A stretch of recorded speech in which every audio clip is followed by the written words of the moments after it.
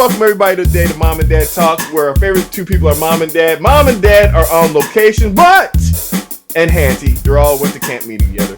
However, we have a special guest. We have Letitia Butler, all the way from Atlanta, Georgia here. And Letitia, so our audience doesn't know I'm picking fly-by-night people. Tell us a little bit about yourself and what you do. All right. I am Letitia Butler. Hello, everyone. Good day. It's a beautiful day down here in Atlanta. I am coming from the car. I'm here with my brother.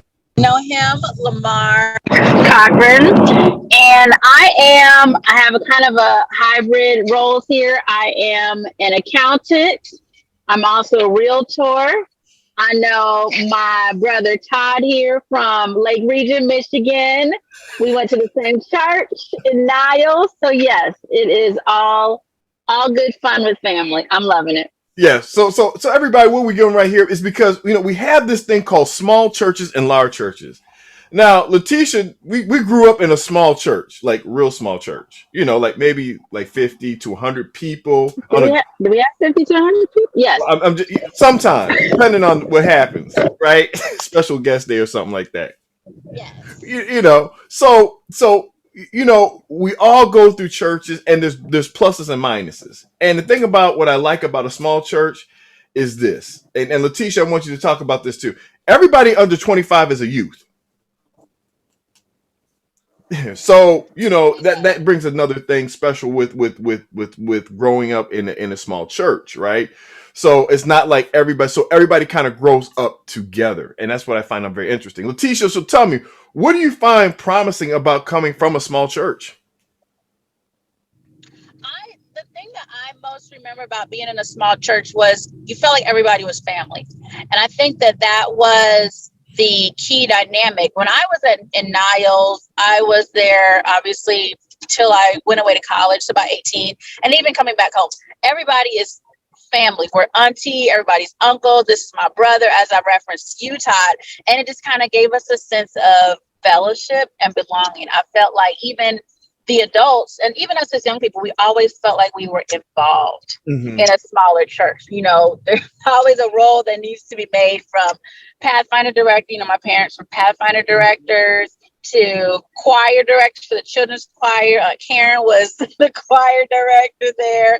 Todd, you and Carlin kind of chipped in and did the same thing. So it was always a sense of fellowship, family, fun, and then just a kinship and belonging. That's what I did enjoy. And like I said, if you have grown up in an active small church, they get you engaged. There's no thing you can say no about. You can't say no to anything, really, because it has to be done, right? You will get asked, definitely. So you have to step it up. So in a small church, you just can't say, I'm not going to pick up the plate till I'm too young. We ran out of deacons today. You need to pick up the plate. So you learn how to pick up the plate, or you learn how to speak, or you learn how to do other things in the church. And so tell me, what kind of qualities do you think you got from a small church that prepared you for life? I think it taught me to befriend and just kind of appreciate everybody in their walks of life. You see everything in a small church. No lie. You see, even as a little kid, while I may not have been involved in a lot of the different, day-to-day or church politics, let's be honest, they're out there. You learn to see everybody's walk of life, because it's exposure, good, bad, and different, ugly, whatever. But I have grown to a small church, even a small area in Berrien Springs, appreciate where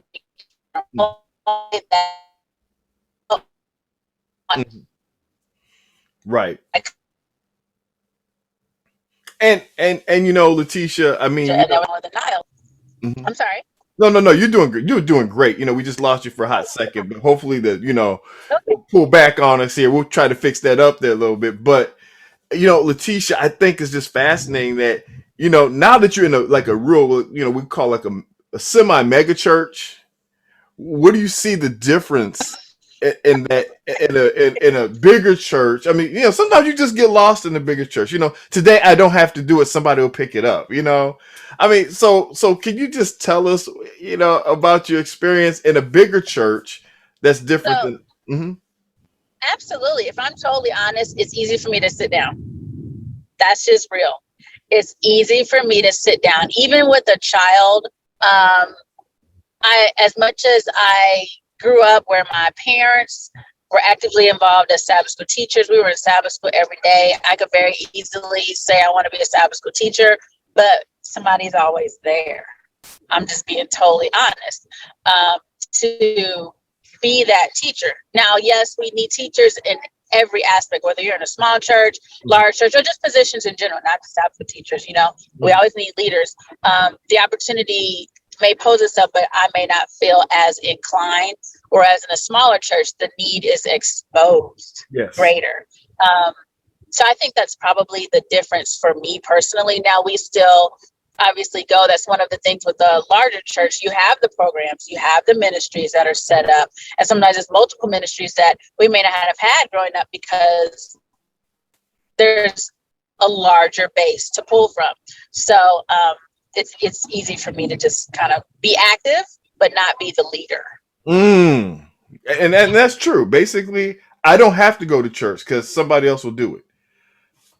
Mm-hmm. I mean, and unfortunately, that's just the reality with the larger church. Now, some people, they like it because they don't want to be dependable on that. Now, we came from a small church. If you didn't show up, it was not happening. Right. That's the thing. It did not. If there was music, whether Auntie was always on the organ. Mm-hmm. I was always on the organ. We had different pianists, but if at any point in time somebody wasn't there, it was no music. It was noticeable. Oh, they didn't come to church today. And so you kind of miss that thing. Like you got to be that, have that duty. And so you have and can I ask this question? Because in a small church, you can't just do one thing like you can do in a big church, right? Like I said, you go to a very big church, so you can do one thing, and that's it. That's your thing, right? But in a small church, you kind of had to be like the deaconess, kind of like to be like help out with the path, and you did a lot of this stuff. Wear the hat. And you were exposed to a lot of things. And so, Letitia, being exposed to a lot of things, people like say, well, how do you know to do all this stuff? Right?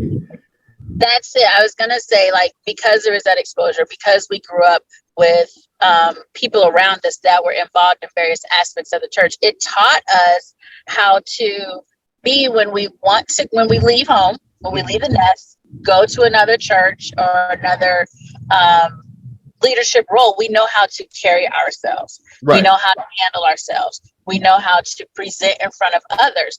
I remember there were times like 13 Sabbath. I know it's a thing now. I don't know. Every church is different. If they still have the kids come up front and recite their memory verse, obviously pre-COVID and all of that. But growing up, that was a thing. It was a big day. It might as well be like our Mother's Day and Christmas. You go up in front of the church.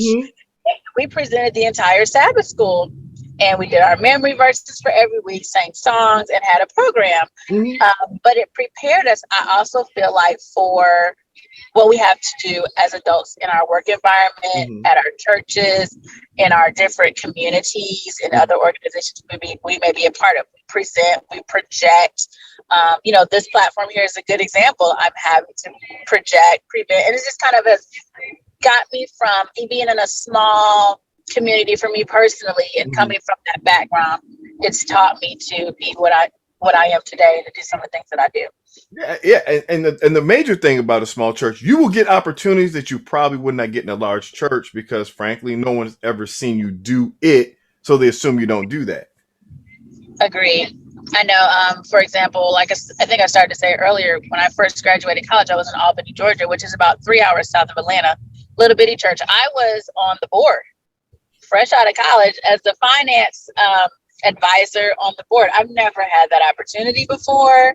I appreciated it. I loved it. It exposed me to how, and they had a church school, as a church school board, how church schools work. Whereas before, I would not have known those kind of things. So it was definitely eye opening. Yeah, and it's wonderful. And so, like I said, I mean, the thing is, the great thing about small churches, they get a big bad rap. I think I had a wonderful experience in small churches. Some people don't want to be hidden and want to be in the crowd and just want to sit. But when you're in a smaller church, you don't have time to sit. You don't even think about sitting. It's just a different mindset. You're just like, I gotta go, and you're not stuck in that being that family. Because in a small church, everybody's a family. Exactly. In a big church, you can have, well, that family does everything. And a small church is like, who's gonna do this week? Well, we tired. Can someone do it next week?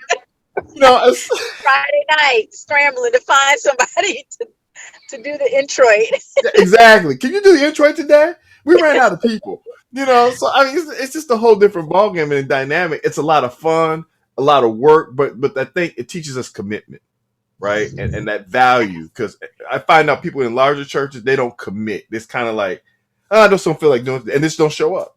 Like today, technically speaking, you didn't have to show up. You're on your way to Huntsville, but you know what? You're committed. Small church values.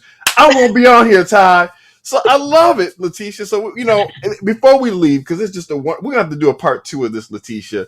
And but before we leave, do you have any thoughts before we get off today, Letitia, about small churches versus large churches? I think that small church, first of all, find a church that fits. Mm-hmm. I think that's important. If you come from a smaller church and you like the feel of it, absolutely fine. I think there's one just probably in every major metro area.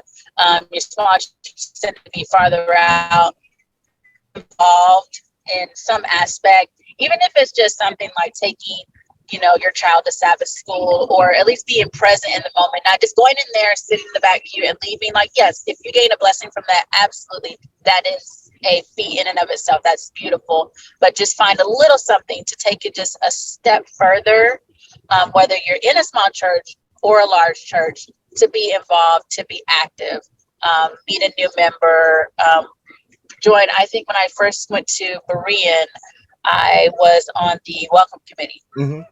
Because I love people. Yes. I don't get to do that as much now, but it's something so simple. Find your niche. Mm-hmm. Find what makes you happy. It doesn't have to be that you're in front of people all the time, in the pulpit, whatever the case might be, but find something that works for you and just be involved in some aspect. That's kind of what I would have to leave this with. Well, Letitia, thank you so much for coming on Mom and Dad Talks, because you are a mom and you do have a dad with you, so we love you. And tell your brother, hello, Lamar, Dr. Cochran. All right, giving us the peace sign, everybody. He's driving right now. Let him stay focused on the road. But, we love everybody. You all have a safe time. Till next time on Mom and Dad Talks. Thank you, Letitia and Lamar, coming on today. Small churches brought large. We're going to do this again. Let's do it. All right. Talk to y'all later. Bye. Take care. Bye.